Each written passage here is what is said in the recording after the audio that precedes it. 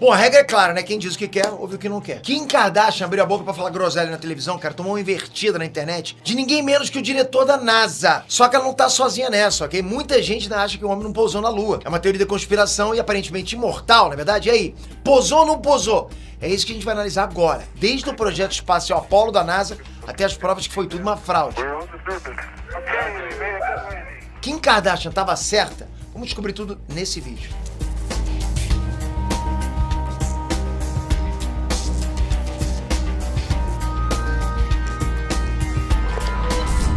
Estranhos, Peter aqui. Bom, o matemático Johannes Kepler viveu entre os séculos 16 e 17 e acumulou muitas funções.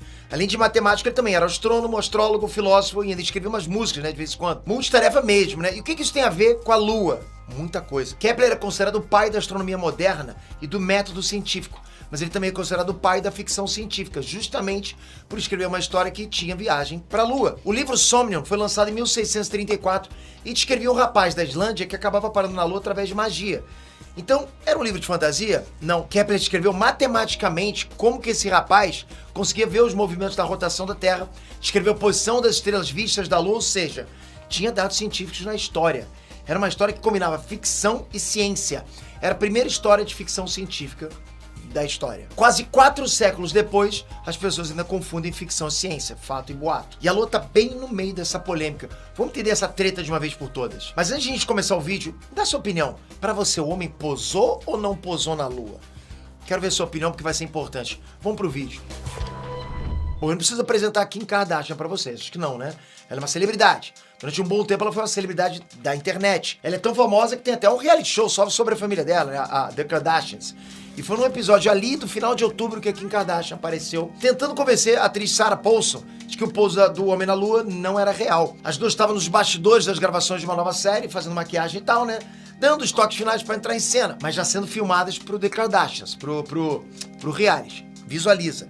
1000 assuntos pra discutir, repassar o texto, né? Falar de política, comentar um episódio de anime, sei lá, falar de namorada, eu não sei. E Kim Kardashian cisma de falar que a exploração espacial é uma mentira, que ela já viu vários artigos na internet e tal. Kim Kardashian está convencida de que nunca aconteceu. Ela chega até a citar o astronauta Buzz Aldrin, que estava lá em 1969 e supostamente teria admitido que houve fraude. Aí, ao vivaço, Kim Kardashian confere uma reportagem e Buzz Aldrin tá falando do momento mais assustador do pouso na Lua. Ué, ele foi ou não foi? Aí Kim Kardashian disse que o Buzz Aldrin tá velhinho e não sabe mais o que fala. E ela repete que não tá convencida. Fica aquele climão. Um produtor da série pergunta pra Kim Kardashian se é isso mesmo que ela pensa. O produtor sabe que tá tudo sendo filmado, sabe que esse momento pode parar no reality show. Ele quer ter certeza do que a patroa tá dizendo, concorda? Kim Kardashian manda na lata, abre aspas. I don't think we did. I think it was fake. I've seen a few videos on Buzz Aldrin talking about how it didn't happen. Agora pensa no estrago. The Kardashians é um reality show famosérrimo, né? Quisera eu ter o alcance que Kim Kardashian tem, e ela diz ali que o pouso da Lua não aconteceu. É nessa que entra a figura de Sean Duffy. E Sean Duffy eu vou ter que apresentar pra vocês, né? O cara é diretor administrativo da NASA. Sean Duffy foi pro X e rebateu Kim Kardashian. Sente só o que ele escreveu, abre aspas. Sim, Kim Kardashian, já estivemos na Lua antes, 6 vezes. E ainda melhor, o projeto Artemis está voltando para lá sob a liderança do presidente dos Estados Unidos.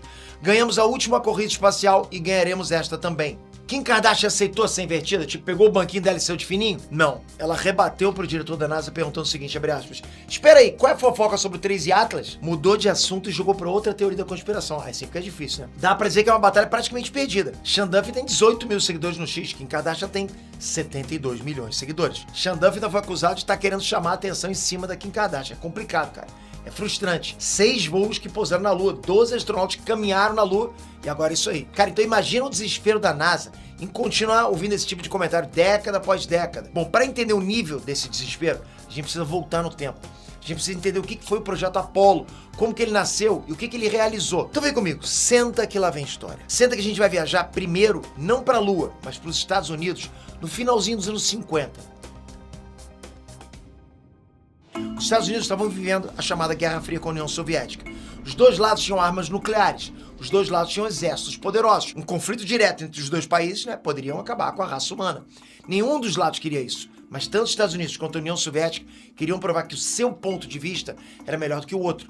Era um confronto entre o que o comunismo conseguia realizar e o que o capitalismo conseguia realizar. e o comunismo saiu na frente. Em 1957, a União Soviética conseguiu colocar o primeiro satélite em órbita da Terra. Era o Sputnik. No mesmo ano, os caras conseguiram colocar o primeiro ser vivo em órbita da Terra.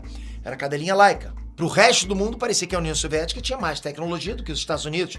Parecia que eles iam vencer a corrida espacial. Tava ficando feio pros Estados Unidos, entende? Os caras, estavam perdendo moral. Não sobra nada pro Beta. Foi nesse contexto que John Fitzgerald Kennedy foi eleito presidente dos Estados Unidos em 1960. Kennedy foi eleito prometendo a superioridade americana. Ele prometeu que os Estados Unidos iriam conquistar o espaço. Só que uma coisa é promessa de campanha, outra coisa é preto no branco, é orçamento, dinheiro. Kennedy colocou James Webb como diretor administrativo da NASA. Sim, esse é o mesmo James Webb que dá um nome, né, pro esse mega telescópio que está em órbita da Terra. E sim, James Webb ocupou o mesmo cargo que o senhor Sean Duffy ocupa hoje, agora. James Webb alavancou o programa espacial americano. Sean Duffy tem que ficar batendo boca com celebridade na internet. Tipo, é cada um com a cruz, né, com a sua cruz. Enfim, como eu tava dizendo, uma coisa é prometer, outra coisa é abrir a carteira. James Webb pediu um orçamento de 30% no orçamento da NASA, ou eles nunca conseguiriam passar a União Soviética. O presidente Kennedy olhou para os números, pensou e negou. Não tem dinheiro a dar seus pulos com o que tem. Só que a União Soviética estava um bonde sem freio. Deu um ano e os soviéticos estavam colocando o primeiro homem em órbita da Terra. Era o cosmonauta Yuri Gagarin. A cadeirinha Laika, já tinha ido pro espaço, né? Mas tinha ido de arrasta, né? Vai ficar lá em cima comer o quê? Yuri Gagarin foi pro espaço e voltou intacto. Era mais um tapa na cara do orgulho americano. Os Estados Unidos estavam ficando muito para trás na corrida espacial. Tava feio demais. Um dia depois do Gagarin pousar de volta, os congressistas americanos fizeram uma reunião de emergência e autorizaram um programa para turbinar a pesquisa espacial nos Estados Unidos. De novo, Kennedy olhou para os números e ficou bolado. Ia sair caro demais. Ele não se comprometeu. Depois a gente vira isso daí, na volta a gente compra. Nos bastidores, o Kennedy estava agitando lá uma forma mais garantida de fazer o negócio acontecer. Ele não queria, torrar rios de dinheiro sem um resultado claro, sem ter certeza que iria passar os soviéticos. Kennedy encomendou um relatório para o vice-presidente Lyndon Johnson. Foi Lyndon Johnson que entregou um memorando uma semana depois, explicando que dava para chegar na Lua. A viagem para a Lua era tão complicada, tão cara, que dava para os Estados Unidos chegarem primeiro. Ia levar praticamente uma década, mas os Estados Unidos teriam que começar imediatamente. Aí sim, o Kennedy viu que ia rolar. Ele assumiu o BO e fez um discurso histórico no Congresso americano. Em 25 de maio de 1961, o presidente John Kennedy falou essas palavras, abre aspas. Now it is time to take longer strides. Time for a great new American enterprise. Time for this nation to take a clearly leading role in space achievement, which in many ways may hold the key to our future on Earth. I believe that this nation should commit itself to achieving the goal, before this decade is out, of landing a man on the moon and returning him safely to the Earth. Ia mesmo rolar? Bom, tinha muito funcionário da própria NASA que achava isso difícil. O Kennedy, aquele pão duro, não tinha como, né? E foi por pouco que não rolou mesmo, porque faltou isso aqui pro Kennedy firmar um acordo com a União Soviética para realizar uma missão em conjunto para a Lua. Imagina isso, cara. Kennedy era tão mão fechada que ele queria, rachar a conta com os soviéticos. Meu irmão, esse projeto teria encurtado a Guerra Fria, entende? A gente estaria num mundo completamente diferente hoje em dia. Seria praticamente uma terra paralela. Felizmente, ou infelizmente, não sei, né? O projeto flopou. Os soviéticos até queriam. Se a conta era cara para os americanos, imagina para os soviéticos. Acabou que a missão americana falou mais alto, o espírito de competição falou mais alto e a missão em conjunto não aconteceu. O que aconteceu é que o Kennedy abriu a carteira, né? Até hoje, o projeto da NASA é considerado o maior comprometimento de recursos que qualquer país jamais fez em tempos de paz. O salto tecnológico em 8 anos foi algo absurdo. Foram investidos 25 bilhões de dólares na época. Ajustando para os valores de hoje, seria algo em torno de 187 bilhões de dólares. Era o projeto Apollo. No seu ponto mais alto, o projeto Apollo chegou a ter 400 mil funcionários e o apoio de cerca de 20 mil empresas e universidades dos Estados Unidos. E eu já tenho que perguntar agora para vocês, você realmente acha que alguém gasta 187 bilhões de dólares para fazer uma encenação? Você realmente acha que 400 mil funcionários, 20 mil empresas e universidades foram enganadas ou faziam parte da mesma conspiração? Cara, não tem como. Mas vamos lá, vamos continuar. Em 1962, a NASA começou a construção de um centro específico para voos tripulados, né, na cidade de Houston. Levantaram a instalação inteira em 1 ano. Dinheiro abre portas, né? Então o Kennedy visitou essa instalação e fez o seu segundo discurso histórico, até mais famoso que o primeiro. Kennedy falou o seguinte: alguns podem perguntar, por que a Lua? Por que escolher isso como nosso objetivo? E podem muito bem perguntar, por que escalar a montanha mais alta? Por que há 35 anos atravessar o Atlântico de avião? Escolhemos ir à Lua nesta década e fazer as outras coisas, não porque sejam fáceis, mas porque são difíceis, porque esse objetivo servirá para organizar e medir o melhor de nossas energias e habilidades. Porque esse desafio é um que estamos dispostos a aceitar, um que não estamos dispostos a adiar e um que pretendemos vencer. Entre 1961 e 1969, a NASA construiu o seu centro espacial para missões tripuladas. Desenvolveu a tecnologia dos foguetes Saturn, desenvolveu a tecnologia do módulo espacial que levaria os astronautas, desenvolveu a tecnologia do módulo que pousaria na Lua. 32 astronautas foram preparados para essas missões. 24 astronautas deram a volta completa na Lua e 12 caminharam na superfície da Lua. Mas também houve sacrifícios. Os astronautas Gus Grissom, Ed White e Robert B. Chaffee nunca chegaram a decolar. Eles morreram asfixiados no incêndio durante o teste da missão Apollo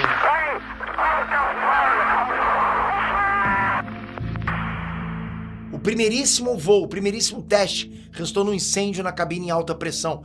As equipes de emergência correram para abrir as portas da cabine, mas não deu tempo. A tripulação estava morta. O projeto parou, para ser conduzido uma ampla investigação sobre as falhas. Correções foram feitas e o projeto Apollo seguiu em frente. Seguiu em frente porque não podia parar. Ao todo foram 10 missões de preparo. Alguns só deram rolê em volta da Terra e pousaram. Outros foram até a Lua e voltaram, até chegar o dia da Apollo 11 decolar. No dia 16 de julho de 1969, Neil Armstrong, Michael Collins e Buzz Aldrin decolaram da Terra em direção àquele sonho antigo, né? Em direção à Lua imaginada por Kepler, em direção à vitória da corrida espacial. Precisamente às 20h17 do dia 20 de julho de 1969, o módulo lunar da Apollo 11 pousou. Michael Collins ficou em órbita. Aldrin e Armstrong foram os primeiros homens a chegar na Lua. Neil Armstrong colocou os pés na superfície lunar e disse a frase lendária, a frase mais marcante de todas: "Esse é um passo pequeno para um homem, mas um passo gigante para toda a humanidade." Neil Armstrong e Buzz Aldrin permaneceram quase 22 horas na Lua, sendo que mais de 2 horas e meia foram passadas do lado de fora do módulo lunar. Eles caminharam na superfície, tiraram fotografias, coletaram amostras de solo e rochas, e plantaram instrumentos de medição.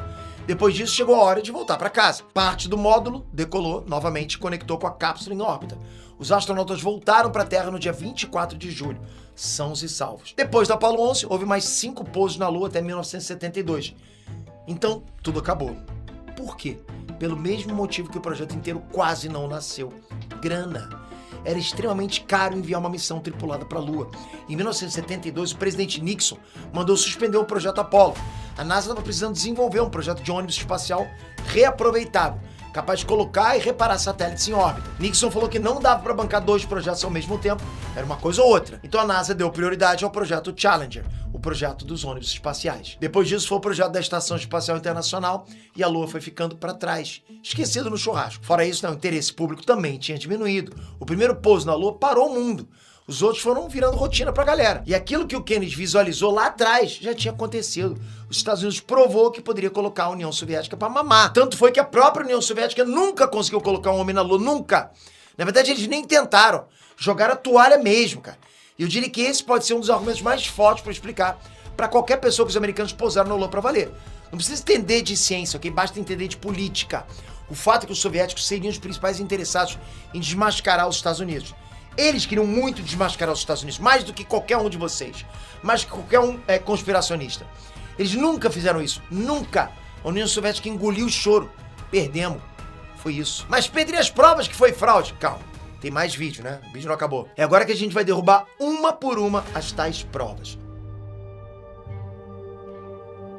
Vamos começar agora pela declaração da Kim Kardashian. Ela falou que o astronauta Buzz Aldrin teria admitido a fraude em entrevista no passado. Isso aconteceu mesmo? Bom, a agência de notícias Reuters checou a origem desse boato em 2022. Tudo começou com um trecho de uma entrevista fora de contexto. É claro, vocês sabem, é sempre um negócio fora de contexto. Sempre, cara. Sempre que você que tá aí se deparar com alguma coisa que você acha estranho, tenta ver o contexto inteiro. Então vamos lá. Em 17 de maio de 2000, Buzz Aldrin foi no programa de entrevista do apresentador americano Conan O'Brien. O'Brien conta que todo americano que estava vivo em 1969 lembra do momento que o módulo lunar pousou. O próprio O'Brien disse que ele era uma criança, que ele foi acordado pelos pais para assistir o pouso na televisão. É nesse ponto que Buzz Aldrin corrige o apresentador e diz que ele não viu o pouso. Ele viu uma simulação do pouso. Como assim? É aí que entra o contexto. O pouso em si, o módulo tocando na Lua, não foi filmado. Não tinha como. Galera, não tinha cinegrafista na Lua esperando o módulo posar, né? Ok? Não tinha. O que passou na TV foi uma simulação do módulo posando. Não é muito diferente do jornalismo que a gente faz hoje, né? Quando a TV mostra lá uma simulação de algo que não foi filmado, como, por exemplo, um crime, né? Isso não quer dizer que não aconteceu. Isso só quer dizer que não tinha ninguém filmando. A partir do momento que os astronautas saem do módulo, a NASA passa a transmitir o bagulho real. Foi exatamente isso que Buzz Aldrin quis dizer. Tanto é que ao longo do resto da entrevista, ele comenta naturalmente outros detalhes da missão que ele participou. Mas pegaram esse trecho em específico e saíram por aí falando que Buzz Aldrin admitiu que tudo foi falso. Vocês sabem como é que é a vontade das pessoas de criar buzz, né? De criar tendências para teorias conspiratórias. Ou seja, é muito fácil tirar uma coisa de contexto, né? Jogar pra mídia, pra internet que seja, e fazer a galera acreditar no que é mais louco, no que é menos óbvio, entende? Todo mundo vai acreditar sempre no que é menos óbvio, porque é mais glamuroso, cara. E essa é uma informação de conhecimento comum. Não é segredo, nunca foi segredo. Sente só o que falou Margaret Whitecamp, chefe do Departamento de História Espacial do Museu Nacional Smithsonian. Ela explicou o seguinte, abre aspas, a cobertura dessa viagem precisava ser explicada ao público sem a possibilidade de transmissão contínua de vídeo com que estamos acostumados hoje em dia. Na época, a cobertura teria sido combinada com animações que ajudavam a fornecer uma visão mais ampla do que estava sendo feito. Mas isso certamente não invalida o fato de que esses pousos ocorreram. Todas as emissoras da época investiram pesados em maquetes e modelos idênticos aos modelos reais da NASA para conseguir fazer essa transmissão da forma mais chamativa para o público. Isso tudo é oficial, tá tudo registrado direitinho, preto no branco, sem esquema, sem golpe. E no meio daquilo tudo, tinha filmagens autênticas enviadas pela NASA. Mas, Peter, e a bandeira lá tremulando na foto? Não tem vento na Lua, Peter? Essa é a prova mais manjada que a galera mais repete. E é justamente a mais fácil de rebater. Você deve ter visto a foto, né? O Buzz Aldrin, ele mesmo lá saudando a bandeira americana fincada na Lua. Se não tem atmosfera, por que a bandeira não tá mole, caída, concorda? Muito simples. Tem uma vareta de sustentação na parte de cima. A NASA já sabia que a bandeira não ia ficar esticada. A solução foi colocar uma vareta por baixo do pano, né, assim, esticando a bandeira e mantendo ela reta, só isso, em pé. Se você olhar pro topo da bandeira, você vai ver que é mesmo uma linha retinha. Se fosse vento, estaria ondulando em cima também. E como é que a bandeira ondula embaixo, Pedro, se não tem atmosfera, não tem vento? Não ondula. A bandeira vem enrolada por 4 dias durante a viagem. Buzz Aldrin desenrolou, esticou como dava e fincou. Sem vento, com baixa gravidade, sem um ferro de passar. Aí a bandeira ficou toda enrugada mesmo, cara. E era o que dava pra fazer. Mas, Peter, pô, não tem estrela nenhuma aparecendo nas fotos. É fundo preto. Foi gravado em estúdio, Peter. Pois é, né? Não tem nuvem no céu. Não tem nem atmosfera. Era pro céu estar entulhado de estrelas. E tava. Só que a máquina fotográfica da NASA não pegou. Se você reparar bem, você vai ver que os astronautas estão bem iluminados. O chão tá bem iluminado. Era dia na Lua. A luz do Sol estava batendo direto na superfície da Lua. A intensidade luminosa era muito grande. E nessas condições, o obturador de uma câmera fotográfica precisa ser muito rápido e ter uma abertura minúscula, ou vai rolar superexposição. É aquilo que a gente chamava de queimar o filme. Naquela época. Nessas condições, cara, as câmeras não conseguem capturar fontes de luz muito fracas, como por exemplo a luz das estrelas. O resultado é isso daí, cara. Céu completamente preto. Não te convenci, né? Você pode testar isso com o seu olho. Testa você mesmo. Sim, nosso olho funciona igualzinho a lente de uma câmera. Na cidade, você olha pro céu de noite, você vê pouquíssimas estrelas. Por quê? A cidade tem muita luz. É muita luz elétrica por toda parte. Suas pupilas se ajustam e conseguem capturar poucas estrelas por causa justamente da luminosidade ao redor. Dependendo de onde você estiver, cara, o céu pode parecer, pô, que nem tem estrela mesmo. Agora, por exemplo, vai acampar.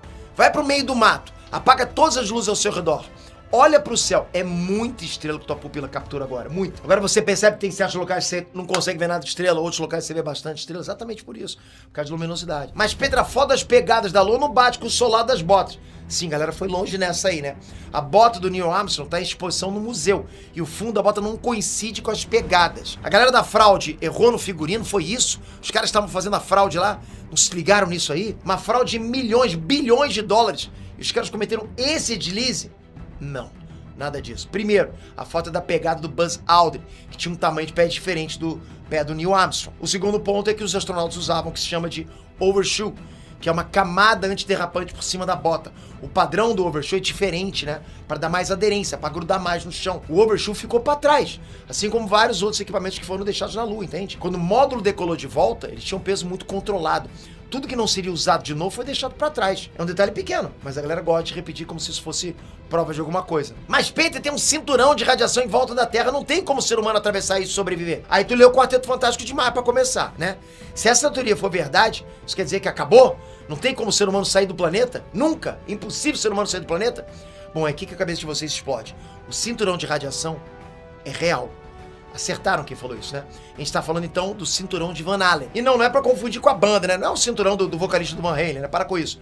O nome é parecido, mas são coisas bem diferentes. Enfim, o chamado cinturão de Van Allen é uma zona de partículas carregadas que fica em volta da Terra.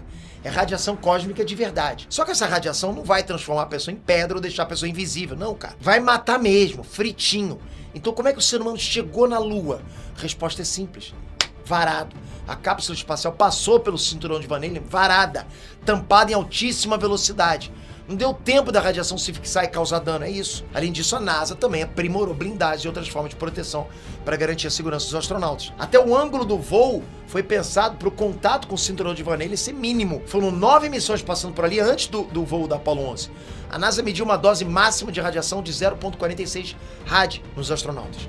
Uma dose muito maior do que a média de um operador de raio-x, mas também é uma dose menor do que a dose recebida por vários trabalhadores de usinas nucleares. Ou seja, tá tudo sussa, tá tudo dominado. Não vai ser a radiação cósmica que vai impedir a gente de viajar para as estrelas ou de volta para a Lua. Não é isso. O que pode realmente impedir a gente continuar a conquista espacial é a desinformação. A desinformação, os boatos, e isso são elementos que podem sabotar um pedido de verba, um financiamento, uma pesquisa, ou pode impedir que mais engenheiros, mais cientistas sejam formados nas universidades. Peter, eu não tô convencido, eu quero prova de que o homem pousou na Lua. Ok, vamos falar de provas então, provas de verdade.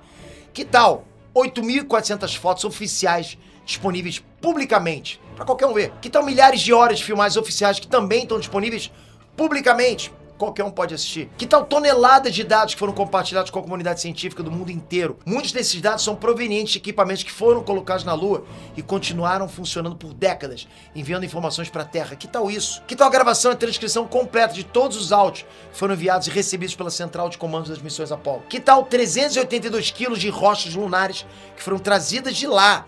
Rochas que foram verificadas e analisadas por cientistas independentes de vários países, não só dos Estados Unidos. Vários cientistas examinaram essas rochas. É tudo falso? Não seria mais fácil, tipo, mandar um homem de verdade para a Lua? Não acho que seria mais fácil isso. Em 2008, a Agência de Exploração Aeroespacial do Japão colocou uma sonda em órbita da Lua. E adivinha? Essa sonda conseguiu fotografar lá de cima os sinais do pouso do módulo lunar da Apollo 15. Os japoneses também estão no esquema? Será que estão também? Tá tudo comunado com a NASA? Outro país? Outros cientistas independentes de vários países? A partir de 2009, a própria NASA enviou uma sonda para girar em volta da Lua em órbita bem baixa, tipo 50 km de altura. Com a tecnologia mais moderna e esse grau de proximidade, essa sonda conseguiu tirar fotos da superfície da Lua em altíssima resolução. Dá pra ver os restos dos módulos abandonados pelas missões Apollo. Dá pra ver as bandeiras fincadas no chão. Dá pra ver as pegadas. Sem zoeira, cara. Dá pra ver as pegadas. Não tem vento, não tem erosão, lembra? Tá tudo intacto ainda, nada foi danificado. Mas, Peter, a NASA pode ter falsificado essas fotos? Peraí. Sondas da China e da Índia também já confirmaram a existência desses lugares de pouso. Galera, já deu. Só pra fechar aqui, ok? Quando o Neil Armstrong e Buzz Aldrin estiveram na Lua, eles instalaram uma matriz de retrorefletores para alcance a laser na superfície da Lua. O que é isso, Pedro? É tipo um mega espelhão. Os cientistas da Terra apontam um laser para esse ponto na Lua e conseguem calcular a distância exata da Lua para a Terra, com precisão de centímetros. E esse negócio está funcionando até hoje. É usado por astrônomos no mundo inteiro. Então, desculpa aí, Kim Kardashian. Errou feio. Errou rude. O ser humano posou mesmo na Lua. 6 vezes, inclusive. E vamos voltar para lá um dia. Aguarda e confia. Agora comenta aqui pra gente, você sabia dessa polêmica? Você era do time da Kim Kardashian ou do time NASA? Te convenci de que o homem esteve na Lua? Não sei, comenta aqui embaixo. Obrigado por mais um vídeo no quadro Nerd Curiosidades. Toca aqui agora, se inscreve no canal, sempre falando nerdice, pura, simples, real, transparente pra você, o que a gente gosta, o que o nerd realmente gosta de conversar. Obrigado por estar nesse canal, ativa o sininho, a gente não para nunca por sua causa. Valeu, galera, até a próxima. Fui, uhul!